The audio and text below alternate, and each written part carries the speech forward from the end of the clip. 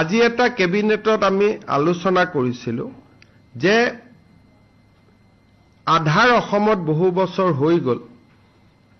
প্ৰাপ্তবয়স্ক মানুহে এতিয়া আধাৰ লোৱাৰ প্ৰয়োজনীয়তা নাই কাৰণ তেওঁলোকক ইতিমধ্যে আধাৰ দিয়া হৈ গৈছে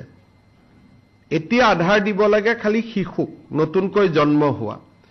গতিকে আমি এতিয়া অসমত এটা নিয়ম আনিম অহা কেবিনেটত এই বিষয়ে আৰু আলোচনা হ'ব অলপ ভাল কৰি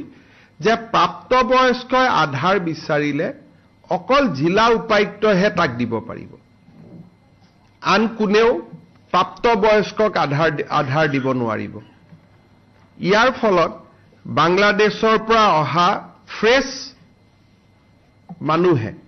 असम के मुख्यमंत्री हेमंत बिस्वा ने घोषणा की है कि अब राज्य में नौजवानों और बच्चों का आधार कार्ड जिला आयुक्त की संतुष्टि के बाद ही जारी किया जाएगा। ये कदम फर्जी दस्तावेजों और पहचान से जुड़ी समस्याओं को रोकने के लिए उठाया गया है। सीएम ने कहा कि इससे राज्य में पहचान संबंधी प्रक्रियाएं अधिक पारदर्शी और सुरक्षित होंगी।